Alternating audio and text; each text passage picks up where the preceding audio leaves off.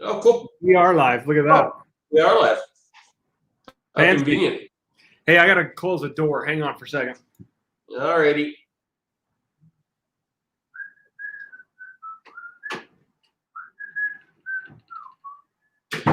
Actually.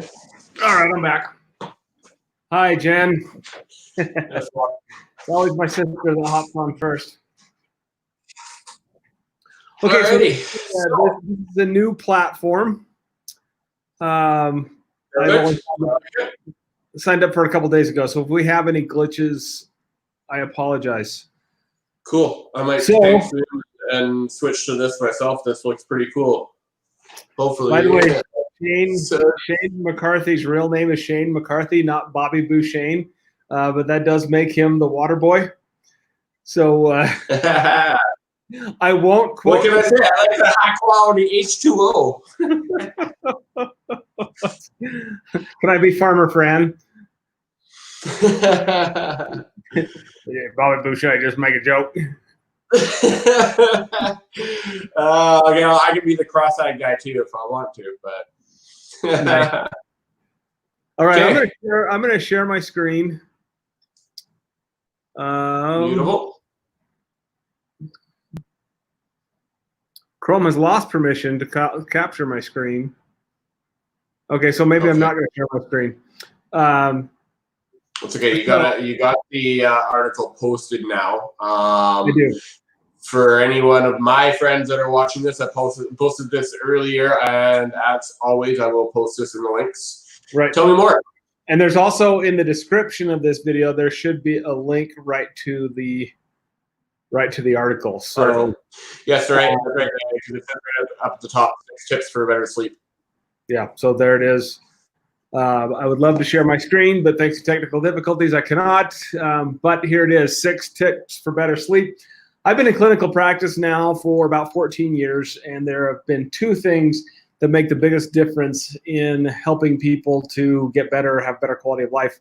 And those 2 things are, number 1, losing weight, which I promise we will talk about at some point. And number 2 is better sleep. So I wrote this up to give you some ideas on ways that you can, or 6 ways that you can get better sleep. Looks like there was a glitch in the actual article, so it ends at number 1 and then goes to bullet points. But number 1 is to clean up your diet. The neurology, you got to understand the neurology of sleep is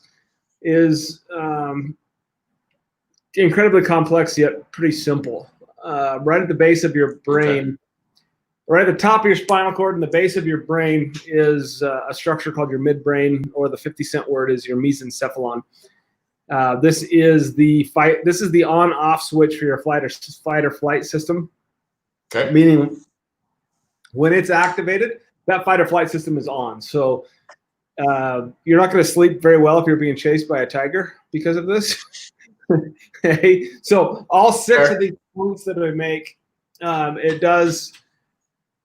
all 6 of these points are based off of that particular mechanism. So if we activate that fight or flight system, we are not going to be able to sleep well. So when I talk about cleaning up your diet, I'm talking about getting rid of sugar, toxins, chemicals, etc., because all of those things are going to keep your brain at that wound up sympathetic state that'll keep you from sleeping. So I always encourage people to go to a paleo diet, a paleo type diet, and that's really why my wife and I started the YouTube channel. Yeah, which is awesome. Yeah, which we've had. We haven't posted a video in a little bit because our house is full of 10 people right now.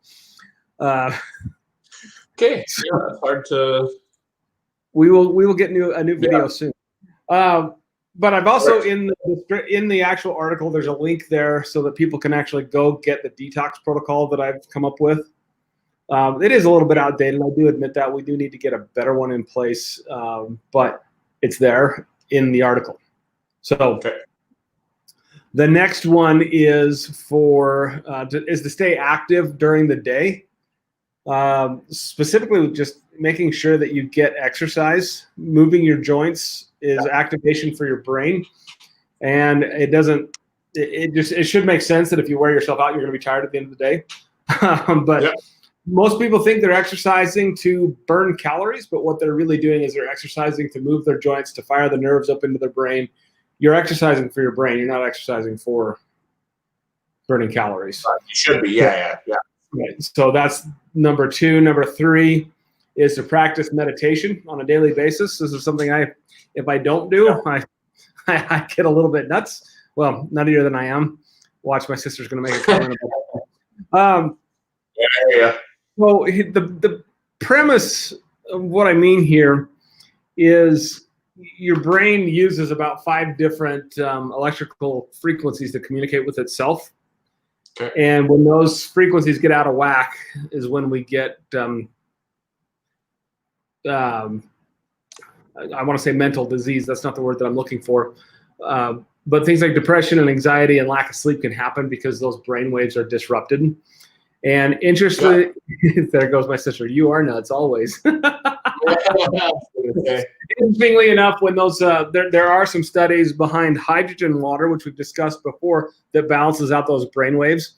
But meditation, when you do it right, it puts you in what's called a theta state, which means that the primary wave that you're firing is the theta wave, and when you get that particular wave to be more plastic is the word they use in neuroscience, which basically means fine-tuned and efficient. That can help. That will also help sleep well, help you sleep well. But I've also put the link to a supplement in there as well that we've used in the past. It's called suntheanine. Cool. L-theanine has been shown to help balance out those brain waves. So I did put I did put a link to suntheanine in there. So next one would be that's practice meditation. This was huge. Preparing your room for sleep. I have no idea how my wife does this, but she can fall asleep with the lights on.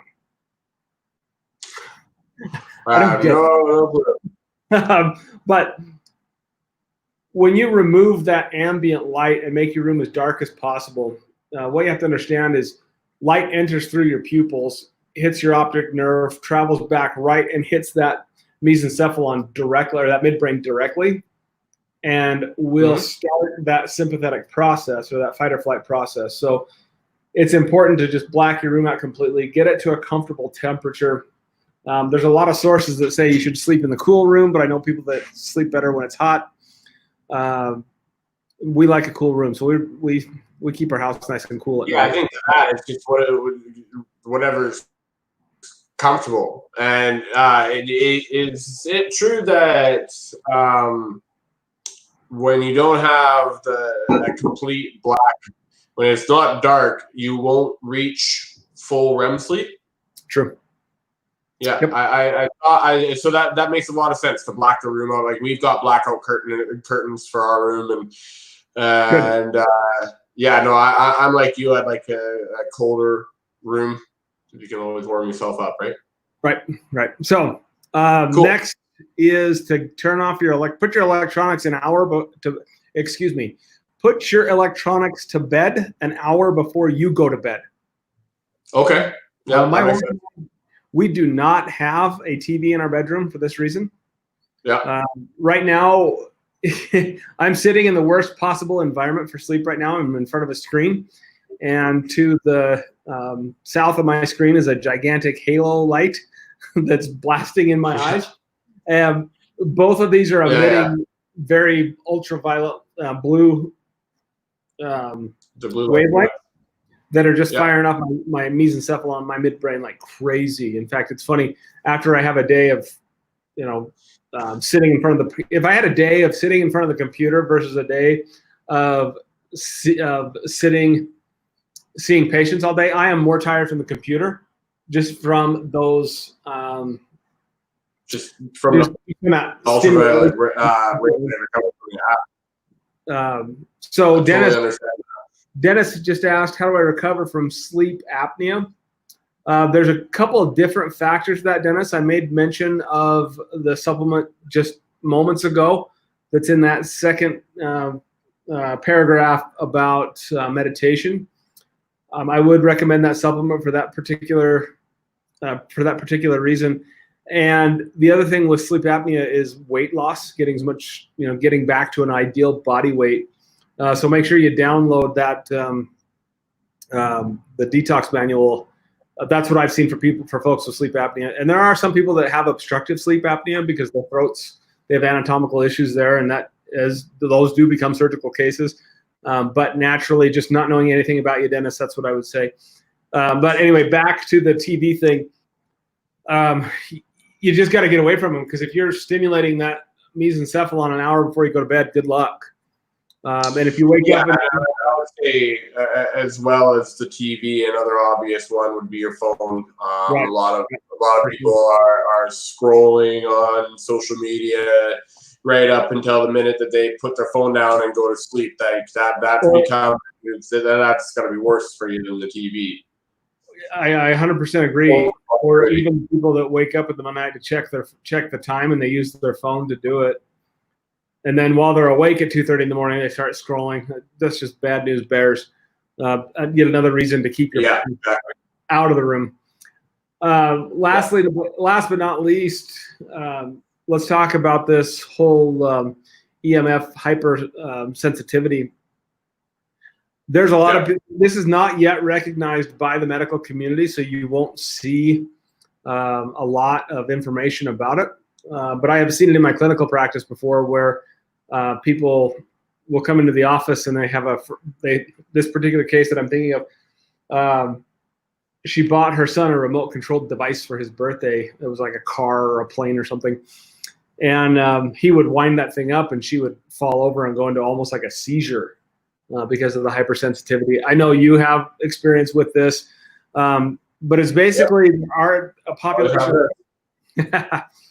There is a population of people that they are sensitive to all the electromagnetic radiation that's around us. And it can cause symptoms, something as simple as a headache or sleep disturbances, or something as complex as actually can cause seizures, which I've seen. So it's one of those hidden causes that not a lot of people are aware of, and we're trying to bring it to the front so people can understand it. But the steps that you can take, we've discussed before. Get your phone out of your room. If you're able to, shut your Wi-Fi off at night. Or you can take a more active approach. Mine's not here. Will you hold that thing up again? There are a line of key technology, that's QI, key technology, from Synergy Science, that can directly block some of those EMFs. But tell us about yours there, Shane. So I've got the Key Shield.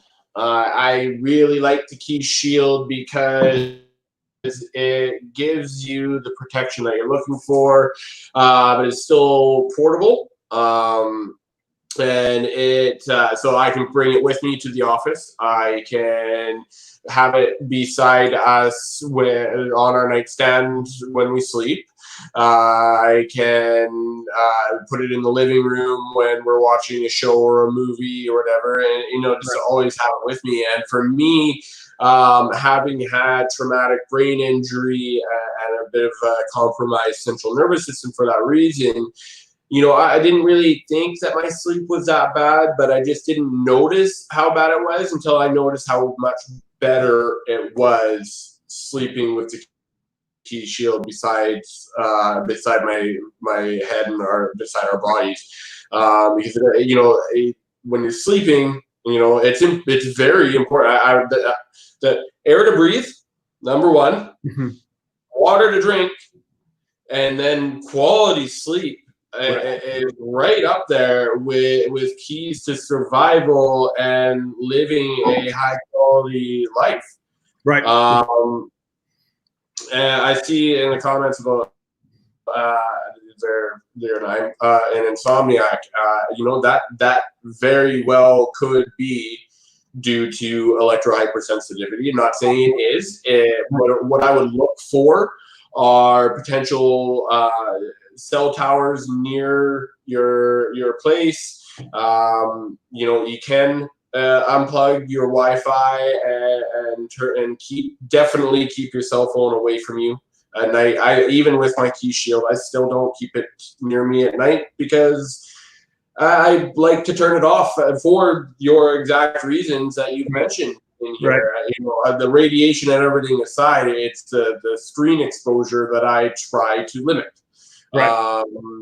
But heaven knows we get enough of it during the day. that? I said, heaven knows we get enough of it during the day. Well, precisely. I mean, I sit here and I do sit in front of the computer pretty much all day, most days. So, yeah, no, I definitely don't like being on my phone at night. But, one thing is if you're in a condo or a townhouse or an attached residence, right? What one problem is you can go ahead and unplug your Wi-Fi, but everybody else, all the neighbors will need to unplug your Wi-Fi in, and you can tell how many different Wi-Fi routers are reaching you when you take your device, your computer, your tablet, your phone, and search for your Wi-Fi and see how many other Wi-Fi networks come up, and you'd be surprised. So, while and sometimes they have clever names that are just good for a laugh. Oh, I know. I love them. Yeah, I know. I can't change my Wi-Fi router name, or else I would have a good one. I've seen some funny ones. I've seen some offensive ones. I've seen some funny offensive ones. Yeah, there you go. So looping back around, with Elgia, I hope I'm saying your name right. Elgia. No, it's a gorgeous name, but I'm just totally slaughtering it, and I apologize. If someone were to come to me off the street and say I have insomnia, these 6 tips in that link are exactly what I would tell you from, starting from the top and working my way down. And, these are 6 tips that you can take. And, in terms of cost, we're always mindful of that as well. These 6 steps are the least expensive options to take. And if they don't work out for you, then we can have another discussion another time about neurofeedback and actually employing a health professional to help with neurofeedback. But they're all just, insomnia could be something as simple as a hypersensitivity that we just need to deal with and it goes away, or it could be a supplemental deficiency, it could be a dietary thing, but they're all just these pieces of this bigger puzzle that you can start to put these pieces together by yourself. Then if you need more help, then you can certainly reach out and find it. So yeah, that's what I would say to that. Yeah, there is really no cookie cutter answer to anybody's problems, especially with something when you're dealing with neurological, when you're dealing with insomnia, depression, anxiety, PTSD. There's it's a sensitive subject, and there are no easy answers. But the one thing that should be known is sleep is a big component to your overall health, and so whatever it is that you need to do, make sure that you're getting a good sleep. Sleep aids like melatonin, that's a great question. Well, your body should be for short-term melatonin, I don't have a problem with it. But here's the problem. Mm-hmm. Your body makes its own melatonin. Okay, so that therefore it is not an essential nutrient because you're going to make your own.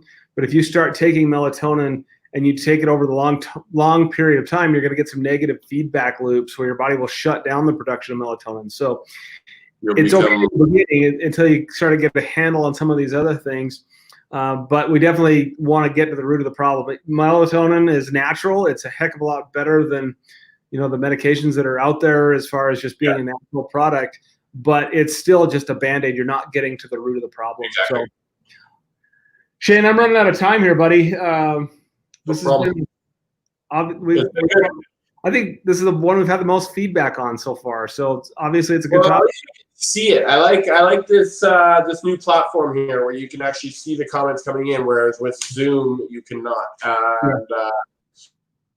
So we'll play around with this one a little bit more. For sure. You better, because I paid for it. Again. Good. That means I don't need to. Perfect. Nope, you don't need to. I got you. All right. Well, I appreciate you, Bobby Bouchane. Now go get some high quality H2O. All right, man. We'll see you on the next one.